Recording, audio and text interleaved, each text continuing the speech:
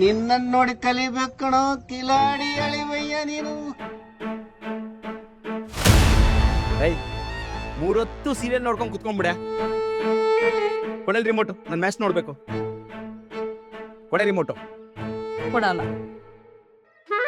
ಲೈ current bill ಕಟ್ಟೋನು ನಾನು, water bill ಕಟ್ಟೋನು ನಾನು, ಅಷ್ಟೇ ಯಾಕೆ ಕೇಬಲ್ ಬಿಲ್ ಕಟ್ಟೋನು ನಾನು, ಯಾಕೆ ಕೊಡಲ್ಲ? ಇದನ್ನ ಯಾರು ಕಟ್ಟಿದ್ರು? ನಾನೇ. ಮತ್ತೆ ಇವನ್ನೆಲ್ಲ ನೀವೇ ಕಟ್ಬೇಕು. ಇನ್ನೇನ್ ಪಕ್ಕದ ಮನೆ ಅಂತ ಕೇಳಲ್ಲ?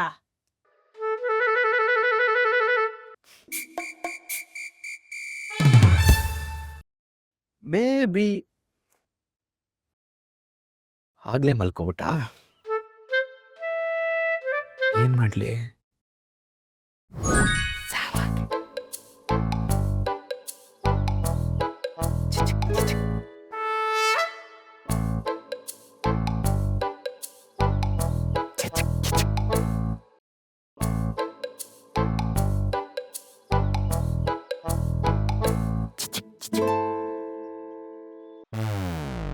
ಏನ್ರಿ ಬಂದಿರೋದಿನ್ ದೊಡ್ಡ ರೋಗ? ಮಲ್ಗಿರೋದ್ ಕಾಣಿಸ್ತಿಲ್ವಾ? ನೀರ್ ಯಾಕೆ ಹಾಕ್ತಿದ್ದೀರಾ? ನೀನು ಮದುವೆ ಆಗ್ಬೇಕಾದ್ರೆ ನಿಮ್ಮ ಅಪ್ಪಂಗೆ ಒಂದ್ ಮಾತು ಕೊಟ್ಟಿದ್ದೆ, ನಿಮ್ ಮಗಳನ್ನ ಹೂ ತರ ನೋಡ್ಕೋತೀನಿ ಅಂತ. ಬಾಡೋಗ್ಬಾರ್ದು ಅಂತ ನೀರ್ ಹಾಕ್ತಾ ಇದ್ದೀನಿ. ನೋಡಿ, ನಿಮ್ ನಾಟಕಗಳೆಲ್ಲ ನಂಗೆ ಗೊತ್ತು. ಮುಚ್ಕೊಂಡ್ ಮಲ್ಕೊಂಡ್ರೆ ಸರಿ.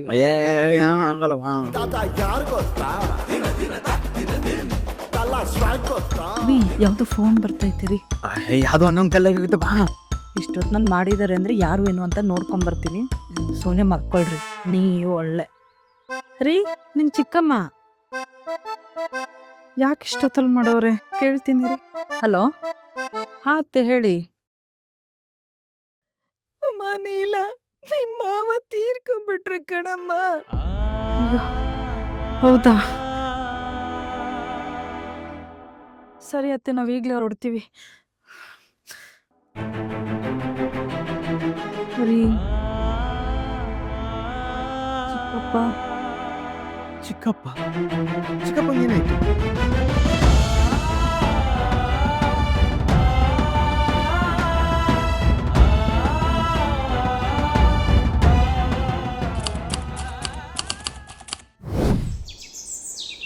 ರೀ ತಗೊಳ್ರಿ ಕಾಫಿ.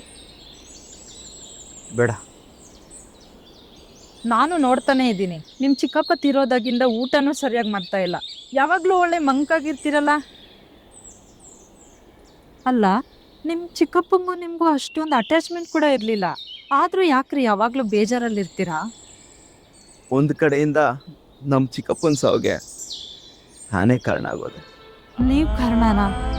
ಏನ್ ಹೇಳ್ತಾ ಇದ್ದೀರಾ ರೀ?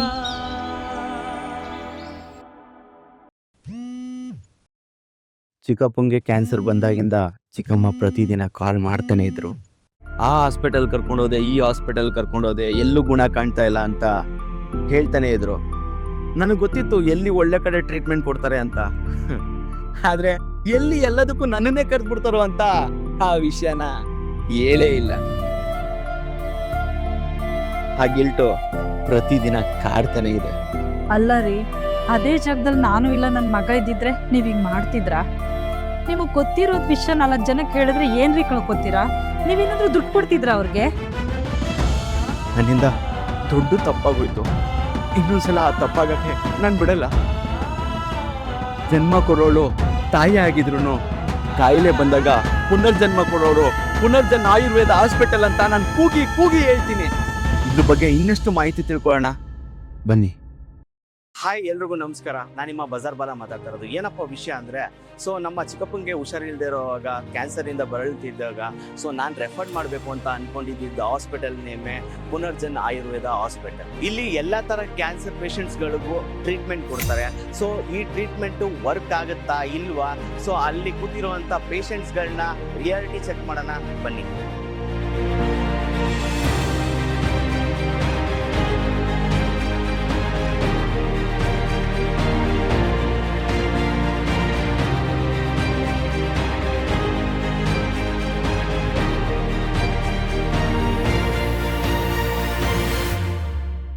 ಮೇಡಮ್ ನಮಸ್ತೆ. ನಮಸ್ತೆ ನನ್ನ ಹೆಸರು ಬಾಲ ಅಂತ.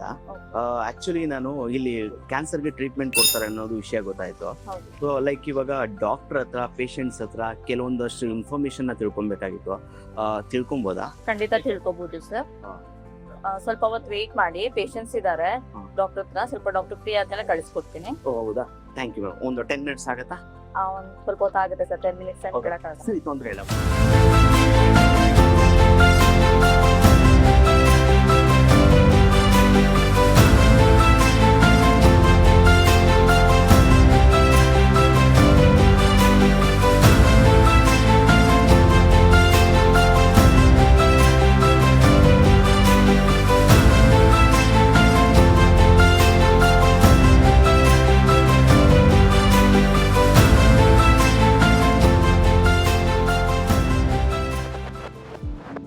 Excuse me ma'am. ನಮಸ್ತೆ ಮೇಡಮ್, ನನ್ನ ಹೆಸರು ಬಾಲ ಅಂತ. ಈ ಹಾಸ್ಪಿಟಲ್ ಬಗ್ಗೆ ನನಗೆ ಮುಂಚೆನೇ ಗೊತ್ತಿತ್ತು. ಸೊ ಕೆಲವೊಂದಷ್ಟು ಡೌಟ್ಸ್ಗಳಿದೆ, ಅದನ್ನು ನಾನು ನಿಮ್ಮ ಹತ್ರ ಕೇಳ್ಬೋದಾ ಮೇಡಮ್? ಈ ರಸಾಯನ ಆಯುರ್ವೇದ ಅಂದರೆ ಏನು, ಇದರ ಸ್ಪೆಷಾಲಿಟಿ ಏನು, ಆ್ಯಂಡ್ ಇದು ಯಾವ ಥರ ಕೆಲಸ ಮಾಡುತ್ತೆ ಮೇಡಮ್? ರಸಾಯನ ಆಯುರ್ವೇದ ಅಂದರೆ ಅದು ಒಂದು ಬ್ರಾಂಚ್ ಆಫ್ ಆಯುರ್ವೇದದಲ್ಲಿ ಸುಮಾರಷ್ಟು ಬ್ರಾಂಚ್ಗಳಿದೆ. ಅದರಲ್ಲಿ ರಸಾಯನ ಅನ್ನೋದು ಕೂಡ ಒಂದು ಬ್ರಾಂಚ್. ಅದರಲ್ಲಿ ಮೇನ್ಲಿ ಏನು ಮಾಡ್ತೀವಿ ಅಂದರೆ ದೇಹದಲ್ಲಿ ಸಪ್ತಧಾತುಗಳು ಅಂತಿರುತ್ತೆ. ಅಂದರೆ ಟಿಶ್ಯೂಸ್, ಬಾಡಿ ಟಿಶ್ಯೂಸ್, ಬೋನ್ ಟಿಶ್ಯೂ, ಬ್ಲಡ್ಡು, ಬೋನ್ ಮ್ಯಾರೋ, ಈ ಥರ ಎಲ್ಲ ಟಿಶ್ಯೂಗಳೇನಿರುತ್ತೆ, ಆ ಎಲ್ಲ ಪ್ರತಿಯೊಂದು ಟಿಶ್ಯೂಗಳನ್ನು ಚೆನ್ನಾಗಿ ಎನ್ಹ್ಯಾನ್ಸ್ ಮಾಡುವಂಥ ಮೆಡಿಸಿನ್ಸ್ನ ಕೊಡ್ತೀವಿ ರಸಾಯನ ಆಯುರ್ವೇದದಲ್ಲಿ. ಅಂದರೆ ಆ ಮೆಡಿಸಿನ್ಸ್ನ ಹೇಗೆ ಪ್ರಿಪೇರ್ ಮಾಡಿರ್ತೀವಿ ಅಂದರೆ ಅದು ಡೀಪೆಸ್ಟ್ ಟಿಶ್ಯೂ ತನಕ ರೀಚ್ ಆಗಿ ಅದನ್ನು ಕರೆಕ್ಟ್ ಮಾಡುತ್ತೆ. ಅದರಲ್ಲಿ ಏನಾದರೂ ಪ್ರಾಬ್ಲಮ್ ಇದ್ದರೆ ಅದನ್ನ ರಿಪೇರ್ ಮಾಡುತ್ತೆ ಮತ್ತು ರೆಜುವಿನೇಟ್ ಮಾಡುತ್ತೆ. ಸೊ ಆ ಥರ ಮೆಡಿಸಿನ್ಸ್ ಕೊಡೋ ಸಿಸ್ಟಮಿಗೆ ರಸಾಯನ ಆಯುರ್ವೇದ ಅಂತ ಹೇಳ್ತೀವಿ. ಜನರಲಿ ಏನಾಗಿರುತ್ತೆ ಇವುಗಳಲ್ಲಿ ಕ್ಯಾನ್ಸರ್ ಪೇಷಂಟ್ಸಲ್ಲಿ ಅಂದರೆ ಆ ಧಾತುಗಳೆಲ್ಲನೂ ಹಾಳಾಗಿ ಅದರ ನಾರ್ಮಲ್ ಮೆಟಬಾಲಿಸಮ್ ಹೋಗಿ ಕ್ಯಾನ್ಸರ್ ಮೆಟಬಾಲಿಸಮ್ ಸ್ಟಾರ್ಟ್ ಆಗಿರುತ್ತೆ. ಅಂದರೆ ಅದು ಇಷ್ಟು ಬೆಳಿಬೇಕು, ಇಷ್ಟು ನಿಲ್ಲಬೇಕು, ನಮಗೆ ದೇಹಕ್ಕೆ ಬೇಕಾಗಂಥ ಮೆಕ್ಯಾನಿಸಮ್ ಇರುತ್ತೆ ಅದರಲ್ಲಿ. ಬಟ್ ಇಲ್ಲಿ ಏನಾಗ್ತಿರುತ್ತೆ, ದೇಹಕ್ಕೆ ಬೇಡವಾಗದೇ ಇರುವಂಥ ಜೀವಕೋಶಗಳು ಕಂಟಿನ್ಯೂಸ್ ಆಗಿ ಬೆಳೀತಾ ಇರುತ್ತೆ. ಸೊ ಈ ಥರ ಬಾಡಿಯಲ್ಲಿ ಇಂಟ್ರೊಡ್ಯೂಸ್ ಮಾಡಿದಾಗ ಅದು ಹೋಗ್ಬಿಟ್ಟು ಅಲ್ಲಿ ಏನು ತಪ್ಪು ನಡೀತಿದೆ ಅದನ್ನ ಕರೆಕ್ಷನ್ ಮಾಡೋಕ್ಕೆ ಪ್ರಯತ್ನ ಮಾಡುತ್ತೆ. ಸೊ ಇದು ನಾವು ಕೊಡೋದ್ರಿಂದ ನಾವು ಸ್ವಲ್ಪ ಮಟ್ಟಿಗೆ ಒಳ್ಳೆ ರಿಸಲ್ಟ್ಸ್ನ ನೋಡ್ತಾ ಇದ್ದೀವಿ. ಹೊರಗಡೆ ತುಂಬ ಟ್ರೀಟ್ಮೆಂಟ್ಸ್ಗಳಿದೆ ಸರ್, ಲೈಕ್ ಕೀಮೋ, ರೇಡಿಯೇಷನು, ಈ ಥರ ತುಂಬ ಟ್ರೀಟ್ಮೆಂಟ್ಗಳಿದೆ. ಸೊ ಆ ಟ್ರೀಟ್ಮೆಂಟ್ ತೊಗೊಂಡು ಈ ಟ್ರೀಟ್ಮೆಂಟ್ನ ತೊಗೋಬೋದಾ? ಏನಾದ್ರು ವ್ಯತ್ಯಾಸ ಏನಾರು ಆಗುತ್ತಾ? ಸಿಂಪಲಾಗಿ ಹೇಳಬೇಕಂತಂದರೆ ಈ ಕೀಮೋಥೆರಪಿ, ಸರ್ಜರಿ ಅಥವಾ ರೇಡಿಯೋಥೆರಪಿ ಎಲ್ಲ ಹೇಗೆ ಅಂತಂದರೆ ಈಗ ಹೊಲದಲ್ಲಿ ಕಳೆ ಕಿತ್ತಂಗೆ ಸರ್. ಅದನ್ನು ಕಟ್ ಮಾಡಿದ್ರೂ ತೆಗಿಬೋದು, ಬೆಂಕಿ ಹಾಕಾದ್ರೂ ಸುಡ್ಬೋದು. ಈ ನಮ್ಮ ಆಯುರ್ವೇದ ಮೆಡಿಸಿನ್ ಹೇಗೆ ಅಂತಂದರೆ ಔಷಧಿಗಳು ಹಾಗೆ. ಇವಾಗ ನೀವು ಬರೀ ಕಟ್ ಮಾಡಿ ಅಥವಾ ಬೆಂಕಿ ಹಾಕಿ ಸುಟ್ಟಿದ್ರೂ ನಿಮಗೆ 1-2 ದಿನ ಆದಮೇಲೆ 3 ದಿನ ಆದಮೇಲೆ ಕಳೆ ಬೆಳೆಯುತ್ತೆ. ಅದೇ ನೀವು ಕಟ್ ಮಾಡಿ ಜೊತೆಗೆ ಔಷಧಿನೂ ಹೊಡೆದಿದ್ದೀರಿ ಅಂದರೆ ನೀವು ಒಂದು ಬೆಳೆ ಬೆಳಿಬೋದು. ಅಂದರೆ ನಮಗೊಂದು 3-4 ತಿಂಗಳು ಟೈಮ್ ಸಿಗುತ್ತೆ. ಅದೇ ಥರ ನಮ್ಮ ಆಯುರ್ವೇದ ಮೆಡಿಸಿನ್ಸು. ಇವಾಗ ಕೀಮೋಥೆರಪಿ ಇದನ್ನೆಲ್ಲ ತೊಗೋಬೇಕಾದ್ರೆ ಪ್ಯಾರಲಲ್ ಆಗಿ ನಮ್ಮ ಆಯುರ್ವೇದ ಮೆಡಿಸಿನ್ನ ತೊಗೋಬೋದು. ಆದರೆ ಅದಕ್ಕೆ ತಕ್ಕಾದಂತೆ ಅಂದರೆ ವೇರಿಯೇಷನ್ ಇರುತ್ತೆ, ಟೈಮ್ ಗ್ಯಾಪ್ ಎಷ್ಟು ತೊಗೋಬೇಕು ಅಂತ ಅದ್ರ ಪ್ರಕಾರ ತೊಗೋಬೋದು ಸರ್. ಈ ಲಾಸ್ಟ್ ಸ್ಟೇಜ್ ಕ್ಯಾನ್ಸರ್ ಪೇಷಂಟ್ಸ್ಗಳಿಗೆ ಆಗೋದೇ ಇಲ್ಲ ಅಂತ ಅಂದ್ಬಿಟ್ಟಿರ್ತಾರೆ ಕೆಲವೊಂದು ಕಡೆ. ಸೊ ಅಂಥ ಪೇಷಂಟ್ಸ್ಗಳಿಗೆ ನಿಮ್ಮಲ್ಲಿ ಟ್ರೀಟ್ಮೆಂಟ್ ಕೊಡ್ತೀರಾ ಮೇಡಮ್? ಕೊಡ್ತೀವಿ. ದ ಮೈನ್ ಮೋಟೋ ಬಂದುಬಿಟ್ಟು ಇಲ್ಲಿ ಲಾಂಗಿವಿಟಿ ಅನ್ನೋದು ಇನ್ಕ್ರೀಸ್ ಮಾಡಬೇಕು, ಅವ್ರ ಲೈಫ್ ಸ್ಪ್ಯಾನ್ ಅನ್ನೋದು ಇನ್ಕ್ರೀಸ್ ಮಾಡಬೇಕು. ಕ್ಯಾನ್ಸರ್ ಪೇಷಂಟ್ಗಳಲ್ಲಿ ಇಮ್ಯುನಿಟಿ ಅನ್ನೋದು ತುಂಬ ಕಮ್ಮಿ ಆಗಿರುತ್ತೆ. ಇಲ್ಲಿ ಇಮ್ಯುನಿಟಿನ ಬೂಸ್ಟ್ ಮಾಡಿಕೊಂಡು ಅವ್ರ ಕ್ವಾಲಿಟಿ ಆಫ್ ಲೈಫ್ನ ಇನ್ಕ್ರೀಸ್ ಮಾಡೋದೇ ಮೈನ್ ಮೋಟೋ ಆಫ್ ದಿಸ್ ರಸಾಯನ therapy. Okay, fine madam, thank you. ಬನ್ನಿ, ಇಲ್ಲೊಬ್ರು ಪೇಷಂಟ್ ಇದ್ದಾರೆ, ಮಾತಾಡಿ ನೋಡೋಣ. ನಮಸ್ತೆ ಸರ್. ನಮಸ್ತೆ. ಹಾಂ, ನಿಮ್ಮ ಹೆಸರು ಸರ್? ರಮೇಶ್ ಅಂತ. ರಮೇಶ್ ಅಂತನಾ? ಓಕೆ, ಎಲ್ಲಿಂದ ಬಂದಿದ್ದೀರಾ ಸರ್? ಬಳ್ಳಾರಿ. ಬಳ್ಳಾರಿಯಿಂದ. ಬಳ್ಳಾರಿಯಿಂದ ಇಲ್ಲಿಗೆ ಬಂದ್ರಾ? ಹೌದು. ಹೆಂಗ್ ಗೊತ್ತಾಯ್ತು ಸರ್ ಈ ಹಾಸ್ಪಿಟಲ್? ನಾವು ಒಂದಿಬ್ಬರು ಫ್ರೆಂಡ್ಸ್ ಹೇಳಿದ್ರು. ವಾಟ್ಸಾಪ್ ಇದ್ರಾಗ ನೋಡಿದ್ವಿ, ವಾಟ್ಸಪ್ ಗ್ರೂಪ್, ಫೇಸ್ಬುಕ್ ನೋಡಿದ್ವಿ. ಆ ಸಿನಿಮಾ ರಾಲಿ ಮಿಸ್ಸಸ್ ಯೂಟ್ಯೂಬ್ ಮಾಡ್ಯಾಳಲ್ಲ, ಆಯಮ್ ಕೂಡ ಹೇಳಿದ್ರು. ಓ, ಯೂಟ್ಯೂಬ್ ಅಲ್ಲೆಲ್ಲ ಗೊತ್ತಾಯ್ತು. ಪೇಷಂಟ್ ಯಾರು ಸರ್? ನಮ್ಮ ಮಿಸ್ಸಸ್ ಲಕ್ಷ್ಮಿ, ಲಕ್ಷ್ಮಿ ಮೇಡಮ್ ಅವ್ರಿಗೆ ಏನಾಗಿದೆ ಸರ್? ಅದು ಮೇಡಮ್ ಅದು ಸಣ್ಣ ಗಡ್ಡೆ ಆಗಿದೆ ಕೈಗೆ. ಓಕೆ. ಅದನ್ನ ತೆಗಿಬೇಕಂದ್ರೆ ಅದು ಬಯಾಪ್ಸಿ ಮಾಡಿದ್ರು, ಕ್ಯಾನ್ಸರ್ ಅಲ್ಲ ಅಂತ ಹೇಳಿದ್ರು. ಟಿವಿ ಅಲ್ಲ ಅಂದ್ರು. ತೆಗಿಸಿದ ಮೇಲೆ ಅದು ಒಳಗೆ ಸ್ಪ್ರೆಡ್ ಆಗೈತೆ, ಕ್ಯಾನ್ಸರ್ ಕನ್ವರ್ಟ್ ಆಗೈತೆ ಅಂತ ಹೇಳ್ತಾರೆ. ಹುಬ್ಬಳ್ಳಿಗೆ ತೋರಿಸಿನಿ, ಬೆಂಗಳೂರು ತೋರಿಸ್ತಾ ಇದೀನಿ. ಒಂದು ಚೆನ್ನಾಗಿದೆ. ನಿಮ್ಮ ಹೆಸರು ಕೇಳಿದ್ದೀವಿ ಇಲ್ಲಿ. ಪುನರ್ಜನ್ಮ ಭಾಳ ವೇಷ ಐತೆ, ಮತ್ತೆ ಜನ್ಮ ಬಂದಂಗೆ ಹಂಗೆ ಅಂತ ಭಾಳ ಕೇಳಿದ್ದೀನಿ, ಅದಕ್ಕೆ ಬಂದೀನಿ. ಸೊ ಓಕೆ, ಇದಕ್ಕೋಸ್ಕರ ಇಲ್ಲಿ ಟ್ರೀಟ್ಮೆಂಟ್ ತೊಗೊಳ್ಳೋಣ ಅಂತ ಬಂದಿದ್ದೀರಾ? ನಮ್ಮ ಡಾಕ್ಟ್ರು ಕೂಡ ಅಡ್ವೈಸ್ ಮಾಡೋದು, ಸರ್ ಹಿಂಗೆ ಹೋಗ್ತಾ ಇದೀನಿ, ಹೋಗ್ಲೇಬೇಡ ಅಂದೆ. ಅದು ಮತ್ತೆ ಇವಾಗ ನಾನು ಹಾಸ್ಪಿಟ್ಲಾಗ ಇದ್ದೀರಲ್ಲ, ಕಿಮೋತೋ ಅಂತ ಹೇಳಿವಿ. ಓಕೆ. ಮತ್ತೆ ತಗೋಬೋದ ಬೇಡ? ಓಕೆ ಓಕೆ ಪಾಪ ಅವರು ಧಾರಾಳ ತಗೊಳ್ರಿ ತಗೊಳ್ಳಿ ಪಾಪ ಓಕೆ ಓಕೆ ಅಷ್ಟು ಹೇಳಿದ್ಮೇಲೆ ಮತ್ತೆ ನಿಮ್ಗೆ ಧೈರ್ಯ ಬಂದು ನಿಮ್ಗಿನ್ನ ಡಾಕ್ಟರ್ ಹೇಳಿದ್ನಲ್ಲ. ಓಕೆ ಓಕೆ ಇಲ್ಲಿ ಡಾಕ್ಟರ್ನ ಮೀಟ್ ಮಾಡಿದ್ರ ಇಲ್ಲಿ ಡಾಕ್ಟರ್ ಮೀಟ್ ಮಾಡಿದ್ರು. ಏನ್ ಹೇಳಿದ್ರು ಡಾಕ್ಟರ್? ನೀಟಾಗಿ ಹೇಳಿದ್ರು, ಆದಷ್ಟು ನಾವು ಎಲ್ಲಿದ್ದ ಕಂಟ್ರೋಲ್ ಮಾಡ್ತೀವಪ್ಪ. ಇವಾಗ ಆಚೆ ಕಡೆ ಬೇರೆ ಟ್ರೀಟ್ಮೆಂಟ್ ತಗೋತಾ ಇದ್ದೀರಾ, ಲೈಕ್ ಕೀಮೋ ಬೇರೆ ಏನೋ ಟ್ರೀಟ್ಮೆಂಟ್ ತಗೋತಾ ಇದ್ದೀರಾ, ಇಲ್ಲಿ ಈ ಟ್ರೀಟ್ಮೆಂಟ್ ತಗೋಬಹುದು ಅಂತ ಹೇಳಿದಾರ ಅವರು? ಡಾಕ್ಟರ್ ಹೇಳಿದ್ರು ಯಾವ್ದೇ ತರ ಸೈಡ್ ಎಫೆಕ್ಟ್ ಇರಲ್ಲಪ್ಪ, ಅದು ಆಯುರ್ವೇದ ತಗೊಂಡ್ರಿ ನೋ ಪ್ರಾಬ್ಲಮ್ ಅಂತ. ಓಕೆ ಓಕೆ ಓಕೆ ಡಾಕ್ಟರ್ ಹೇಳೋದಕ್ಕೆ ಧೈರ್ಯ ಬಂದ ನಮಗೆ. ಇಲ್ಲಿ ಡಾಕ್ಟರ್ ಇದ್ಕೊಂಡು ತಗೊಳ್ರಿ, ನಮ್ದು ಅವ್ರದ್ದು ಮೆಡಿಸನ್ 1 hour ಡಿಫ್ರೆನ್ಸ್ ತಗೊಳ್ಳಿ 1 hour ಅಂತ ಹೇಳೋದು. ಓಕೆ ಓಕೆ ಎಷ್ಟೆಷ್ಟು ಗುಳ್ಳೆ ಆಗಿತ್ತು ಸಣ್ಣದು. ಓಕೆ ಅಷ್ಟು ಸಣ್ಣ ಗುಳ್ಳೆ ಆದಾಗ ಯಾವ್ದು ದೊಡ್ಡದಾಗಿತ್ತು, 1 ವರ್ಷ 2 years ಆಯ್ತು. ಅದೇನೋ ಮಾಮೂಲು ಗಡ್ಡೆ ಬಿಡು, ಇದು ಕೊಲೆಸ್ಟ್ರಾಲ್ ಗಡ್ಡೆ ಅಂತ ಬಹಳ ಮಂದಿ ಹೇಳಿ ಸುಮ್ಮನೆ ಆದ್ರಿ.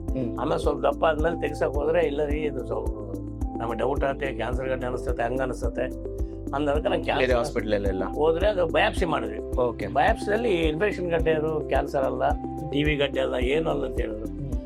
ತೆಗೆದುಬಿಟ್ಟಿರಿ, ಅಲ್ಲಿರೋದು ಏನು ನೋ ಪ್ರಾಬ್ಲಮ್, ಕ್ಲೀನಾಗಿ ತೆಗೆದುಬಿಟ್ಟರಿ, ಏನಿಲ್ಲ ಇದು ಕ್ಯಾನ್ಸರ್ ಗಡ್ಡೆ ಅಲ್ಲ, ಅದು ಸರ್ಕೋಮಾ ಅಂತೇಳಿ ಅಂತ ಹೇಳಿದ್ರು ಅವರು. ಓಕೆ ಓಕೆ ಇವಾಗ ಮೇಡಮ್ಗೆ ಪೇನ್ ಏನಾದ್ರು ಇದೆಯಾ?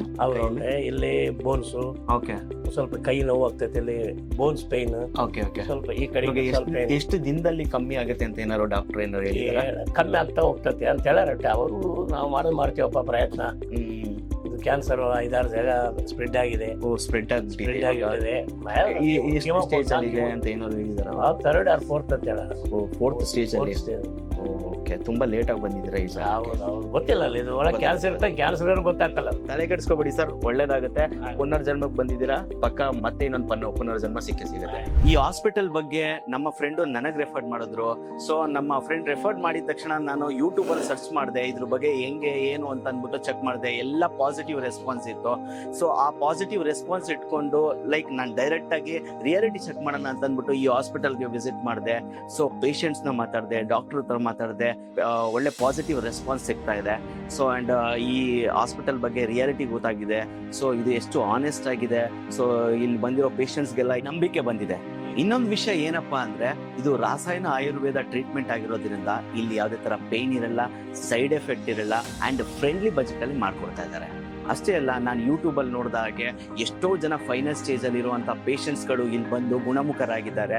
ಇದು ಬೆಂಗಳೂರಲ್ಲಿ ಅಷ್ಟೇ ಅಲ್ಲ, ಹೈದರಾಬಾದ್, ಚೆನ್ನೈ, ಡೆಲ್ಲಿ, ವಿಜಯವಾಡ, ಇದೇ ತರ ಎಲ್ಲಾ ಕಡೆ ಬ್ರಾಂಚ್ಗಳಿದೆ. ಮತ್ತ್ಯಾಕೆ ತಡ ಮಾಡ್ತಾ ಇದ್ದೀರಾ? ಕೆಳಗಡೆ ಕೊಟ್ಟಿರೋ ಕಾಂಟ್ಯಾಕ್ಟ್ ನಂಬರ್ಗೆ ಕಾಲ್ ಮಾಡಿ. ನಿಮ್ಮ ಒಂದು ಕಾಲು ಜೀವ ಉಳಿಸುತ್ತೆ ಅಂದ್ರೆ ಮತ್ತ್ಯಾಕ್ರಿ ತಡ ಮಾಡ್ತಾ ಇದ್ದೀರಾ? ಮಾಡ್ರಿ ಕಾಲು ಮಾಡ್ರಿ.